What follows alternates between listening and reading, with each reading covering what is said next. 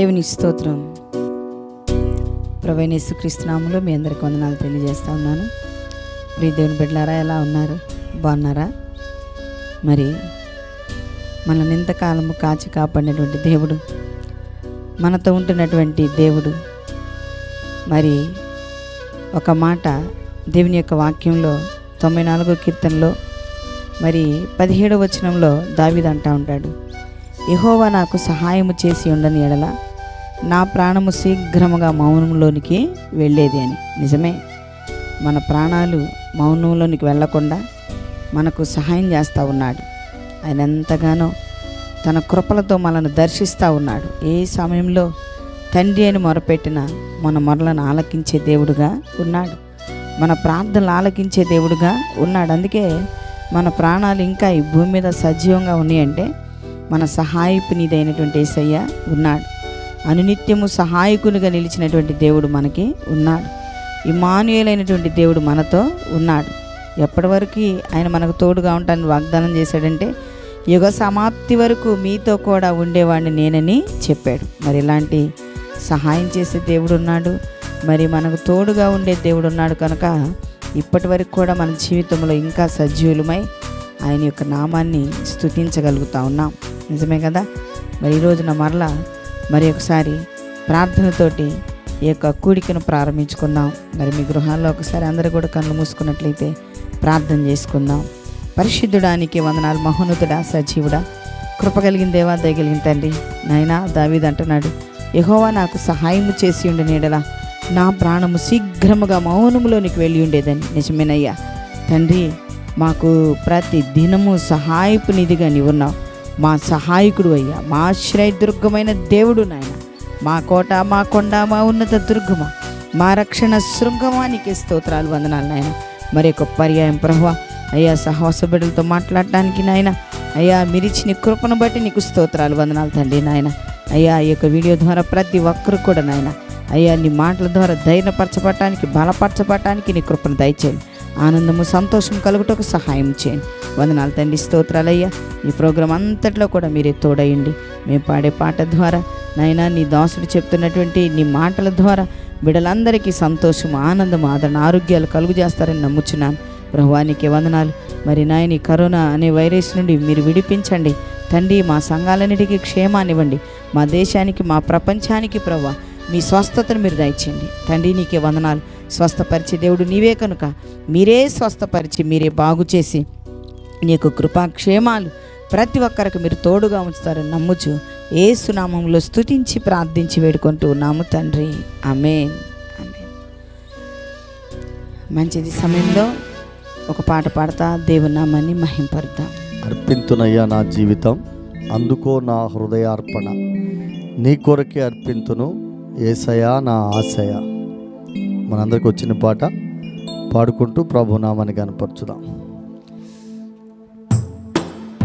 అర్పింతునయ్యా నా జీవితం, అందుకో నా హృదయార్పణ, నీ కొరకే అర్పింతును, నీ కొరకే అర్పింతును, నీ కొరకే అర్పింతును, నీ కొరకే అర్పింతును.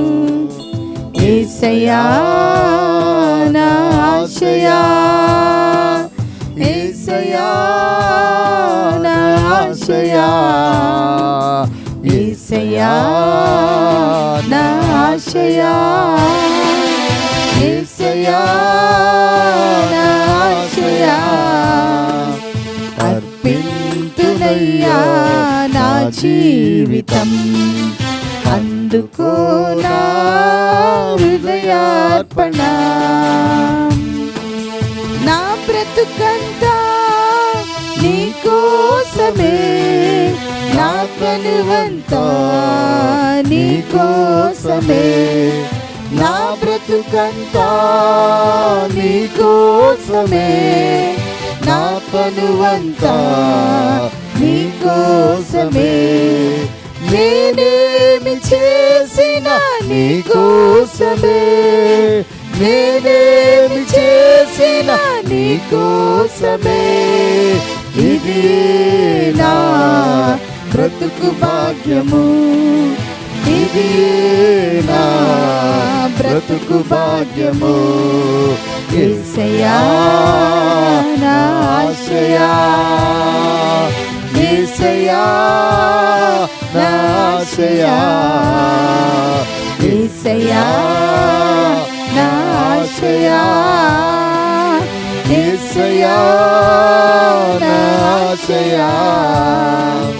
అర్పింతునయ్యా నా జీవితం, అందుకో నా హృదయార్పణ. నా దేహమే అరిగిపోయినా, నా హృదయమే కరిగిపోయినా, నా దేహమే అరిగిపోయినా, నా హృదయమే కరిగిపోయినా, నా అంతరంగమే కరిగిపోయినా, నా అంతరంగమే కరిగిపోయినా, ఇది నా హృదయాభిలాష, ఇది నా హృదయాభిలాష. యేసయ్యా నా ఆశయా, యేసయ్యా నా ఆశయా, యేసయ్యా నా ఆశయా, యేసయ్యా నా ఆశయా. అర్పింతునయ్యా నా జీవితం, అందుకో నా హృదయార్పణ. అర్పింతునయ్యా నా జీవితం, అందుకో నా హృదయార్పణ. నా ఆశ నీతో ఉండాలని, నా ప్రయాస నిన్ను చేరాలని, నా ఆశ నీతో ఉండాలని, నా ప్రయాస నిన్ను చేరాలని, నీతి కిరీటము నేను పొందాలని, నీతి కిరీటము నేను పొందాలని, ఇది నా జీవితాశయం, ఇది నా జీవితాశయం. యేసయ్యా నా ఆశయా, యేసయ్యా నా ఆశయా, యేసయ్యా నా ఆశయా, యేసయ్యా నా ఆశయా. అర్పింతునయ్యా నా జీవితం, అందుకో నా హృదయార్పణ. నీ కొరకే అర్పింతును, నీ కొరకే అర్పింతును, నీ కొరకే అర్పింతును, నీ కొరకే అర్పింతును.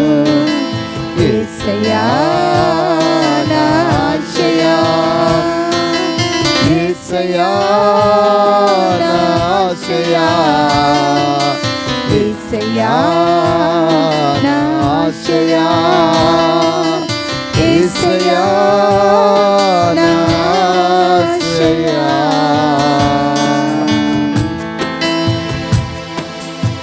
మంచిది, చక్కటి పాట ద్వారా దేవుని నామాన్ని మహింపరిచాం. ఈ సమయంలో మన దైవజనులు దేవుని యొక్క వాక్యాన్ని అందిస్తారు, శ్రద్ధతో విందాం. మంచిది. ప్రభు నామమునకు మహిమ కలుగునుగాక. ప్రభునందు ప్రియులారా, దేవుని మహాకృపను బట్టి 4 లాక్డౌన్లు పూర్తి చేసుకున్నాం. ఇప్పుడు 5వ లాక్డౌన్లో ఉన్నాం. ప్రభు ఇన్ని దినాలు కూడా తన కృపలో మనందరిని దాచిపెట్టాడు, తన కాపుదల్లో పదిలిపరిచాడు. కోడి తన రెక్కల కింద తన బిడ్డలను చేర్చుకున్నట్లుగా చేర్చుకున్నాడు. గ్రద్ద తన పిల్లలను పోషించుకున్నట్లుగా మనల్ని పోషించుకున్నాడు. నిజంగా ప్రభుకే స్తుతి ఘనత మహిమ ప్రభావములు చెల్లునుగాక. Amen amen. ప్రియులారా, చాలా సంతోషం. ఈరోజు ఒక ప్రాముఖ్యమైన వాక్య భాగాన్ని నేను మీ ముందు ఉంచాలని ఆశపడుతున్నాను. బైబిల్ గ్రంథం తెరవండి. లూకా సువార్త 10వ అధ్యాయం 20వ వాక్యాన్ని చదువుకుందాం. లూకా సువార్త 10వ అధ్యాయం 20వ వాక్యం. అయినను దయ్యములు మీకు లోబడుచున్నవని సంతోషింపక మీ పేరులు పరలోకమందు రాయబడి ఉన్నవని సంతోషించుడని వారితో చెప్పెను. యేసు ప్రభువారు ఒకానొక దినాన 70 మందిని శిష్యులుగా పిలుచుకొని, ఈ 12 మంది శిష్యులు గాక ఓ 70 మందిని తన శిష్యత్వానికి పిలిచి వారిని ఊరు ఇద్దరిద్దరినిగా పంపించి, మీరు వెళ్ళి ఊళ్ళో రాజ్య సువార్తను ప్రకటించండి, రోగులు మీకు ఎదురైతే రోగులను స్వస్థపరచండి, దెయ్యాలు పట్టిన వాళ్ళు ఎవరైనా ఎదురైతే వారిలో ఉన్న దెయ్యాలను వెళ్ళగొట్టండి అని చెప్పి ప్రభు వారిని పంపించాడు. వారు వెళ్ళారు. ఆయా ప్రాంతాల్లో, ఆయా గ్రామాల్లో సువార్త అంటే రాజ్య సువార్తను ప్రకటించారు. యేసు ప్రభు యొక్క శుభవర్తమానాన్ని గురించి, పరలోకపు తండ్రి సిద్ధపరిచే రాజ్యమును గురించి, ఈ విషయాలన్నీ కూడా వాళ్ళు గ్రామంలో ప్రకటించి ఎదురైన రోగులను స్వస్థపరిచారు. దురాత్మల చేత బంధింపబడుతున్న వారిలో ఉన్న దురాత్మలను గద్దించి వారిని విడిపించారు. చాలా సంతోషమైంది 70 మందికి. ప్రభు దగ్గరికి తిరిగి వచ్చారు. ఆ పరిచర్య ముగించుకొని ప్రభు దగ్గరికి వచ్చి, ప్రభువా, నిజంగా దెయ్యాలు కూడా నీ నామంలో మాకు లోబడుతున్నాయి ప్రభువా, నీ నామం చెబితే చాలు దెయ్యాలు వెళ్ళిపోతున్నాయి, నిజంగా మాకు చాలా సంతోషంగా ఉన్నాయి ప్రభువా అంటే, ప్రభు అంటాడు, సాతాను మెరుపులు ఆకాశం నుండి పడిపోవటం నేను చూశాను, చాలా సంతోషం. ఇదిగో మీకు అన్నిటి మీద అధికారం ఇచ్చాను, పాముల్ని తేళ్లను తొక్కటానికి, శత్రు బలమంతటి మీద అంటే సాతాను బలమంతటి మీద అధికారాన్ని మీకు ఇచ్చాను. కాబట్టి ఏది మిమ్మల్ని ఏం చేయలేదు, దేనివల్ల మీకు ఏ హాని రాదు. అయినా దయ్యాలు మీకు లోబడుచున్నవని మీరు సంతోషపడవకండి. మీ పేర్లునే దేవుని గ్రంథంలో రాయబడి ఉన్నవి, అందును బట్టి మీరు సంతోషపడండి. పరలోకమందున్న దేవుని గ్రంథంలో మీ పేర్లు రాయబడి ఉన్నవి కనుక అందును బట్టి సంతోషించండి. ఇక మరి దేనిని బట్టి మీరు సంతోషపడవకండి. దెయ్యాలు లోబడినా, రోగాలు బారిపోయినా, ఏ అధికారాన్ని బలాన్ని మీరు అణిచేసినా, సాతాను మీరు గద్దించగలిగిన వాటిని బట్టి మీరు సంతోషపడవకండి. వాటికి మించి మీరు సంతోషపడాల్సింది ఏంటంటే, మీ పేర్లు పరలోకమందు రాయబడి ఉన్నవి, అందును బట్టి సంతోషపడండి అని చెప్పాడు. ప్రభుకు ఒకసారి స్తోత్రం చెప్దాం. హల్లెలూయా. ప్రభునందు పిల్లారా, మన విశ్వాసులమైనది మొదలుకొని మన ప్రభు దగ్గర ఎన్ని అద్భుతాలు రుచి చూస్తున్నామో. ఈ లాక్డౌన్ దినాల్లో, కరోనా కాలంలో నిజంగా ఎన్నో అద్భుతాలు చూస్తున్నాం, ఎన్నో ఆశ్చర్య కార్యాలు మన జీవితాల్లో చూస్తున్నాం. ప్రభునందు పిల్లారా, ఎన్నో అద్భుతాలు దేవుడు జరిగిస్తున్నాడు. సమృద్ధిని పొందుకున్నాం, దేవుని కాపుదలను అనుభవించాం, సంతోష సమాధానాల్ని పొందుకొని నిర్భయంగా బ్రతకగలిగాం. దానికి కారణం మన దేవుడని మనకు ప్రస్ఫుటంగా తెలుసు. మన విశ్వాసం అది, మన నమ్మకం అది. మన విశ్వాసమే మనల్ని బలంగా ఈ సమయంలో ముందుకు కొనసాగేటట్లుగా చేస్తుంది. చాలా సంతోషం దేవుని పిల్లలారా. అయితే దేవుని యొక్క వాక్యం చెబుతుంది ఏంటంటే, వీటిని బట్టి మీరు సంతోషపడద్దు. ఆహా, దేవుడు మా జీవితంలో అద్భుతాలు చేశాడు, మేము ఎన్నో గొప్ప కార్యాలు పొందాం, మా విశ్వాసం గొప్పదనో, మా భక్తి గొప్పదనో, ఇంకా ఏదో అని, మా ప్రార్థన గొప్పదనో, ఇలా మీరు సంతోషపడవాకండి. మిమ్మల్ని బట్టి, మీ భక్తిని బట్టి, మీ ప్రార్థన బట్టి, మీ విశ్వాసాన్ని బట్టి కనుక అదేదో గొప్ప అని సంతోషపడవాకండి. మీరు సంతోషపడాల్సిందల్లా ఒకటే, అదేంటంటే 2020 సంవత్సరాల క్రితం భూలోకానికి వచ్చి కలువరిలో సిలువ మొరానుపై రక్తధారలకు కార్చి ఆ సిలువకు వేలాడి శాపగ్రస్తునిగా చనిపోయి సమాధి చేయబడి 3వ దినాన సమాధిని గెలిచి, బండను గెలిచి, మరణాన్ని గెలిచి, సజీవుడిగా తిరిగి లేచి ఈరోజు ఈ సిలువ సువార్తను మన చేతికిచ్చి ఈరోజు మన పాపములను పరిశుద్ధాత్మ ద్వారా ఒప్పింపజేసి తన ఆత్మను మనలో నింపి మన పాపములని కడిగి యేసు రక్తంలో కడిగి పరిశుద్ధపరిచి మనకు పెండ్లి వస్త్రాలు మహిమ వస్త్రాలు ధరింపచేసి మన పేర్లు తన జీవ గ్రంథంలో రాసుకున్నాడే మన తండ్రి, మన ప్రభు, మన రక్షకుడు, మన పరలోకపు త్రియేక దేవుడు. ఆయన మన పేర్లు రాసుకున్నాడని అందును బట్టి సంతోషపడండి. ప్రభుకు మహిమ కలుగును గాక. దేవుని పిల్లలారా, నిన్న తమ్ముడు నా దగ్గరికి వచ్చాడు. అన్నా నా పేరు వచ్చింది అన్నాడు. ఎక్కడరా బాబు అన్నాను. అదే అన్న, కొత్తగా ఇల్లు ఇస్తుంది కదా గవర్నమెంట్, అందులో నా పేరు వచ్చింది అన్నాడు. చాలా సంతోషం అన్నాను. ఓ తల్లిగారు నా దగ్గరికి వచ్చి అయ్యా అని ఏడుస్తా. ఏంటమ్మా అన్నాను. నా పేరు రాలేదయ్యా, అందరి పేర్లు వచ్చినాయి అని బాధపడుతుంది.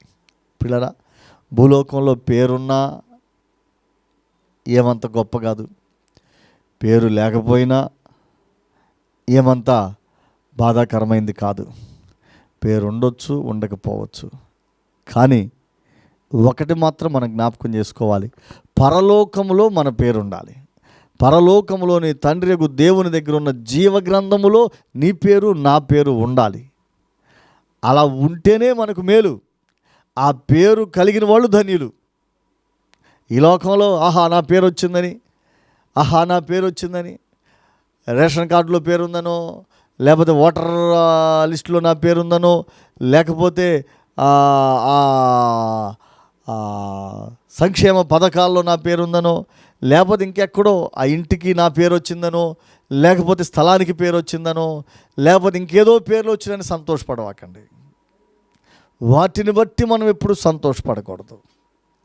అవి వస్తవి పోతవి, లేవని దిగులు పడదు. ఆ పేరు రాలేదే అని కూడా దిగులు పడవాకండి.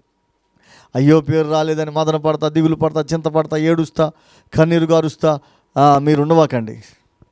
దేవుని పిల్లలారా, ఈరోజు ప్రభునందు జ్ఞాపకం చేస్తున్నాను, మీ పేర్లు జీవ గ్రంథంలో రాయబడి ఉన్నవని మాత్రం సంతోషపడండి. ఎందుకంటే జీవ గ్రంథములో ఎవరి పేరైనను రాయబడినట్లు కనబడకపోతే వాడు అగ్నిగుండములో వేయబడతాడని ప్రకటన గ్రంథంలో రాయబడుతుంది కదా. జీవ గ్రంథంలో పేరు లేకపోతే అగ్నిగుండంలో వేయబడతాడు. ఇక్కడ ఎన్నిట్లో పేరు పొందినా ఆ జీవ గ్రంథంలో పేరు లేకపోతే అగ్నిగుండం పాలవ్వాలి కదా. మనం ప్రభు చెప్పాడు కదా, ధనవంతుడు అన్నిట్లో పేరు సంపాదించుకుని ఉంటాడు. ఓదా రంగు వస్త్రాలు ధరించుకొని బహుగా కులాసాగా తింటూ సుఖంగా సౌఖ్యంగా బ్రతికినోడు చనిపోయి ఎక్కడికి వెళ్ళాడు? పాతాళానికి వెళ్ళాడు. కానీ ఆ పేరు సంపాదించుకున్న లాజరు ఎక్కడికి వెళ్ళాడు? అబ్రహాము రొమ్మున అనుకోవటానికి వెళ్ళాడు. పేరు పరలోకమందు రాయబట్టం ముఖ్యం. అందుకని ఇక్కడ వద్దని నేను అనగాని దేవునికి స్తోత్రం, రాస్తే దేవుడిస్తే దేవునికి స్తోత్రం. ఒకవేళ ఈ పోయినా కుంగిపోకండి. అయ్యో నా పేరు రాలేదని కుంగిపోకండి. అయ్యో నా పేరు లెక్కలేదని దిగులు పడవాకండి. అయ్యో పేరు రాయలేదే, రేషన్ రాదేమోనని దిగులు పడవాకు. అయ్యో పేరు రాలేదే, డబ్బులు రావేమోనని భయపడవాకు. అయ్యో పింఛన్ రావట్లేదని చింతపడవాకు. నీ పేరు పరలోకమందు రాయబడితే చాలు, సంతోషపడు. ఈ లోకంలో పేర్లు కొంతకాలమే. నువ్వు ఈ లోకయాత్ర ముగిసే రోజు ఒకటి ఉంది. ఆ ముగిసిన రోజు ఈ పేర్లన్నీ కొట్టివేయబడతాయి. అయితే పరలోకంలో రాయబడిన పేరు చిరకాలం ఉంటుంది. చిరకాలం నిన్ను పరలోక రాజ్యంలో ఉంచిద్ది. అందుకని ఆ పరలోక రాజ్యంలో ప్రభువుతో కూడా చిరకాలం ఉండేటట్లుగా జీవ గ్రంథంలో పేరు సంపాదించుకోవాలి. ఉందా నీకు ఆ పేరు? అసలు జీవ గ్రంథంలో పేరు సంపాదించుకున్నావా? అది పొందుకోవాలంటే యేసయ్య పాదాల దగ్గరికి రావాలి. నీ పాపాల విషయం పశ్చాత్తాపడి నీ పాపాలన్నీ యేసయ్య దగ్గర ఒప్పేసుకోవాలి. నీలో ఉన్న ప్రతి పాపాన్ని విడిచిపెట్టుకోవాలి. పాపం అంటే నీ సృష్టికర్త అయిన దేవునికి విరోధంగా నువ్వు చేసేది పాపం. సృష్టి క్రమానికి విరోధంగా నువ్వు జరిగించే ప్రతిదీ పాపం. నీ ఉన్నావు, నీ భార్యకు విరోధంగా చేసేది ఏదైనా పాపమే. నీ కుటుంబానికి కష్టం కలిగించినట్లుగా నువ్వు చేసే ప్రతిదీ పాపమే. నీ భర్తకు విరోధంగా నువ్వు చేసేది పాపమే. నీ తల్లిదండ్రులకు విరోధంగా చేసేది పాపమే. నీ శరీరం ఉందే, ఈ శరీరానికి విరోధంగా చేసే ప్రతిదీ పాపమే. ఈ పాపములన్నీ నువ్వు యేసయ్య పాదాల దగ్గర ఒప్పుకుంటే యేసు రక్తంలో ప్రతి పాపం కడిగివేయబడుతుంది.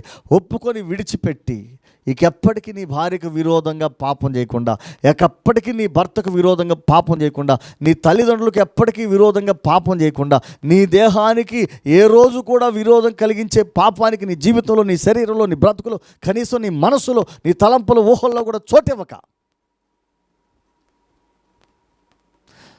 జాగ్రత్తగా అలాంటి వాటికి దూరంగా బ్రతికితే నీ పేరు జీవ గ్రంథంలో లిఖించబడి ఉంటుంది. ఎప్పుడైతే నీ పేరు జీవ గ్రంథంలో ఉంటుందో నీవు ఖచ్చితంగా దేవుని రాజ్యానికి వారసురాలు అవుతావు. ఈ లోక నటన గతించే రోజు ఒకటి ఉంది. ఈ లోక యాత్ర నువ్వు విడిచిపెట్టే రోజు ఒకటి ఉంది. కాబట్టి ఆ విడిచిపెట్టే రోజు నీవు ఈ లోకంలో ఉన్నవన్నీ వదిలిపెట్టాలి. నీ పేరున పొలాలున్నా, నీ పేరున ఇళ్ళున్నా, ఇళ్ళ స్థలాలున్నా, అవును చెల్లెమ్మా, అవును తమ్ముడా, నీ పేర బ్యాంకులో బ్యాలెన్స్ ఉన్నా, ఎంతున్నా ఏమున్నా అన్నీ వదిలిపెట్టాలి. ఏది నీతో రాదు. అలెగ్జాండర్ ది గ్రేట్ అనే చక్రవర్తి లోకంలో గొప్ప పేరు సంపాదించాడు. ప్రపంచం మొత్తానికి ఒకే చక్రవర్తి ఉండాలి, అది నేనవ్వాలని, ఆ పేరు సంపాదించాలని రాజ్యాలను జయించాడు. కానీ చాలా చిన్న వయసులోనే 32-33 సంవత్సరాల వయసులోనే ప్రాణం పోయింది. చనిపోయాడు పిల్లారా. చనిపోయిన సమయంలో తనని మోసుకుని వెళ్ళే శవపేటికలో చేతులు 2 బయటకు పెట్టి నన్ను తీసుకెళ్ళండి అన్నాడు. పిల్లరా, ఆయన కట్టించుకున్న అలెగ్జాండ్రియా పట్టణంలో 2 చేతులు బయటికి పెట్టి ఆయన మోసుకుని వెళ్తున్నారు. ఏంటి మోసుకుని వెళ్తున్నారు? ఇలా చేతులు బయట పెట్టారేంటి? చనిపోయినటువంటి అలెగ్జాండర్ చేతులు అంటే, ఒట్టి చేతులతో వచ్చాడు అలెగ్జాండరు. ఈరోజు ఒట్టి చేతులతో పోతున్నాడు. అన్ని సంపాదించాడు కానీ ఒట్టి చేతులతో వెళ్ళిపోతున్నాడు. అది చెప్పటానికే ఆయన 2 చేతులు బయట పెట్టించాడు అన్నారు ఆయన స్నేహితులు అయినటువంటి వారు. ప్రభునందు పిల్లరా, నిజమే కదా. నా జీవితాల్లో మనం ఒట్టి చేతులతో వస్తున్నాం. ఏం తీసుకుని వస్తున్నాం లోకంలోకి? వచ్చేటప్పుడు ఏంది అట్లా, పోయేటప్పుడు ఏం తీసుకెళ్ళాం. ఈ లోకంలో ఎన్ని సంపాదించినా, ఈ లోకంలో నీ పేరు సువర్ణాక్షరాలతో లిఖించినా, ఒకవేళ నీ పేరు రాళ్ళ మీద చెక్కినా, లేదు నీ ఒంటి మీద పచ్చబొట్టు నువ్వు చెక్కించుకున్నా, ప్రభునందు పిల్లరా, ఇవన్నీ వదిలిపెట్టేసి వెళ్ళిపోతావు. ఏ రాత నీతో రాదు. యేసు ప్రభు యొక్క జీవగ్రంథంలో సంపాదించుకునే పేరు మాత్రమే చిరస్థాయిగా నిలిచి ఉంటుంది, నిన్ను ఆయన రాజ్యంలో చేర్చుకుంటుంది. అందుకని ఈరోజు ప్రభునందు ప్రేమతో మనవి చేస్తున్నాను, లోకంలో ఉన్న వాటిని బట్టి వెండి ఉందని, బంగారం ఉందని సంతోషపడవాకు.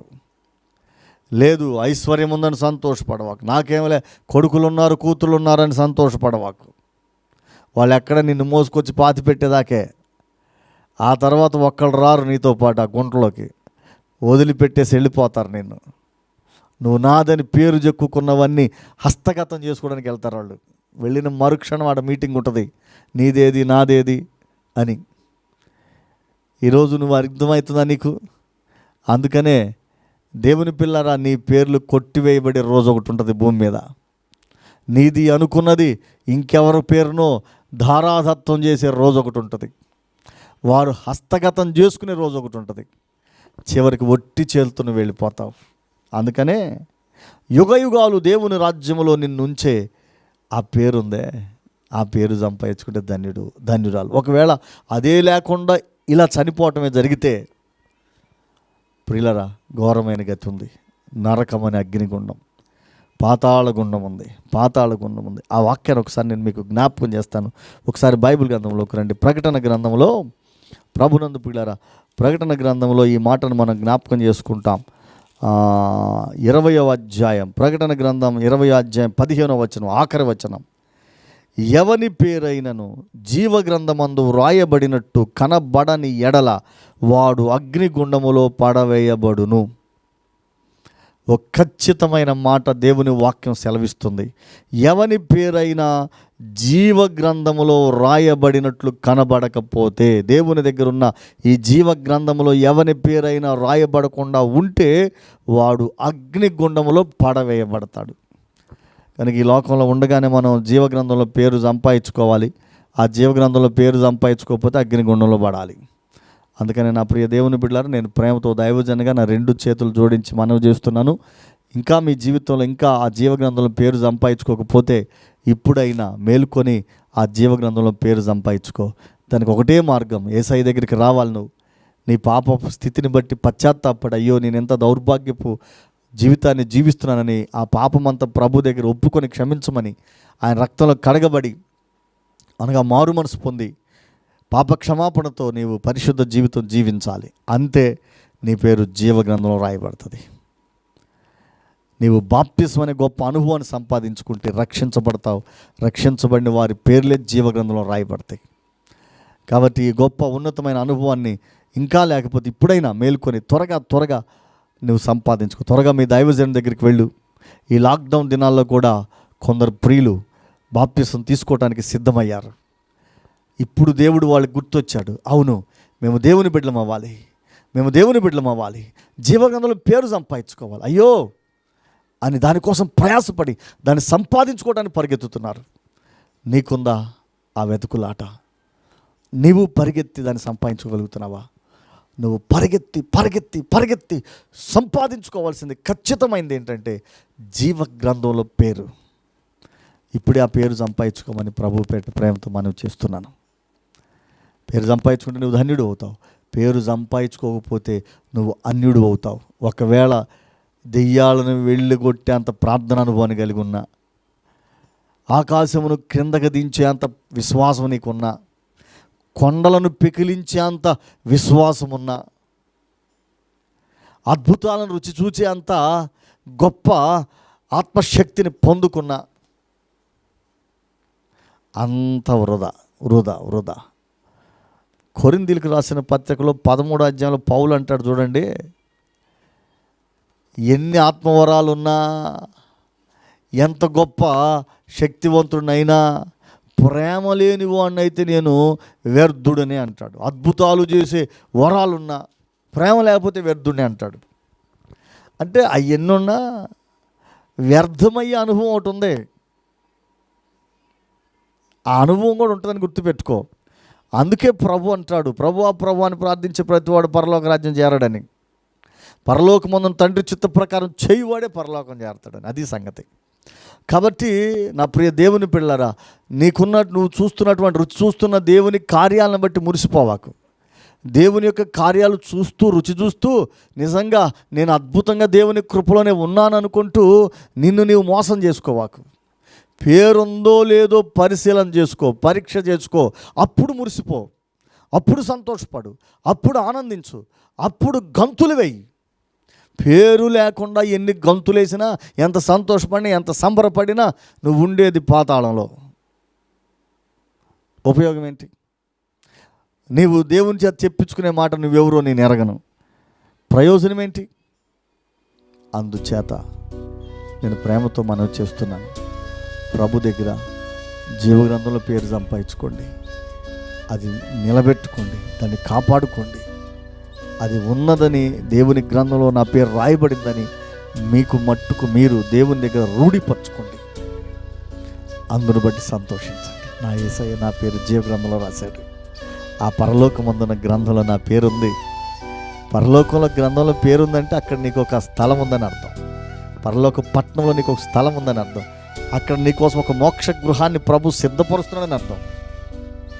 అది నీదైన శ్రేష్టమైన గృహం అని అర్థం.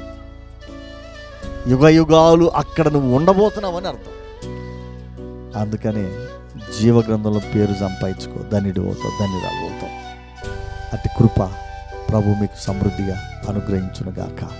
తలలు వంచండి, ప్రార్థన. పరిశుద్ధుడా, దయగలిగిన మా యేసు ప్రభు వందనాలయ్యా. కన్న తండ్రి, నిజమే మా జీవితాల్లో లోకంలో మేము కలిగి ఉన్న ఆస్తి ఐశ్వర్యాన్ని బట్టి కాదు సంతోషపడాల్సిందని, మాకున్న ఇదిగో ప్రభువా ఈ ధనము ధాన్యాన్ని బట్టి కాదు, మేము రుచి చూస్తున్న అద్భుతాలు ఆశ్చర్యకార్యాలను బట్టి కాదు, మా విశ్వాసం ఏదో గొప్పని కాదు, మా ప్రార్థన ఏదో బలమైందని కాదు, కానీ కేవలం మా పేర్లు జీవగ్రంథంలో రాయబడి ఉన్నవని రూఢి చేసుకున్నట్టు చేత మేము సంతోషపడాలని మాతో మాట్లాడారు. స్తోత్రాలు ప్రభువా. ఈ మాటలు ప్రతి హృదయంలో బదిలిపరచండి, నీరు కట్టండి, ఫలింపచేయండి. అయ్యా, ఈ మాటలు వింటున్న వారందరినీ వాక్యంలో స్థిరపరచండి. పరలోకమందున్న జీవగ్రంథంలో పేరు సంపాదించుకొని పరలోక పౌరసత్వాన్ని పొందుకొని అయ్యా పరలోకంలో స్థలమును మోక్ష గృహాన్ని మా ప్రభు బిడ్డలో కలిగి ఈ లోకంలో భాగ్యవంతులవుటకు, సంతోషించి ఆనందించుటకు, గంతులు వేయటకు కృప చూపండి. అలా వారందరికీ రూఢిపరచమని మీ చేతికి అప్పగిస్తూ స్తోత్రాలు చెల్లిస్తూ మా రక్షకుడైన యేసయ్య నామమున ప్రార్థించుచున్నాము తండ్రి, ఆమేన్. తండ్రి, కుమార, పరిశుద్ధాత్మ త్రియేక దేవుని దీవెనయు, సమాధానం, ఆదరణ ఈ మాటలు వింటున్న ప్రతి ఒక్కరికి తోడుగా ఉండి ఆయన కృపలో నిలిపి కాపాడి ఆయన రాజ్యంలో చేరినట్లుగా బలపరిచి వర్ధిల్ల చేసి నడిపించునుగాక. ఆమేన్. మంచిది పిల్లరా, ఈ కార్యక్రమాన్ని క్రమం తప్పకుండా వీక్షిస్తున్న మిమ్మల్ని ప్రభు దీవించునుగాక. ప్రభు కృప మీకు తోడుగా ఉండాలని నిత్యం మీకోసం ప్రార్థిస్తున్నాం. దైవజనులుగా మేము ఎప్పుడూ కూడా మీకోసం ప్రార్థిస్తున్నాం. మీకోసం ప్రార్థించడానికి దేవుడు మాకు చాలా సమయాన్ని ఇచ్చాడు. అందుకని ఎక్కువగా ప్రార్థనలు గడుపుతూ మీకోసం భారంగా ప్రార్థిస్తున్నాం. ప్రభు మిమ్మల్ని దీవించాలని, ప్రభు మీకు సమృద్ధినివ్వాలని మాకున్న ఈ సమయంలో ఎక్కువగా మీకోసం ప్రార్థిస్తున్నాం. ప్రభు మిమ్మల్ని బహుగా దీవించాలని కోరుకుంటున్నాం. మంచిది, క్రమంగా మీరు ఈ కార్యక్రమాలు చూస్తూనే ఉండండి. ప్రభు కృపలో మీరు వర్ధిల్లండి, ప్రభు కృపలో మీరు ఆశీర్వదించబడండి. ప్రభు కృప మీకు మెండుగా తోడైండునుగాక. శుభములతో, వందనములతో సెలవు.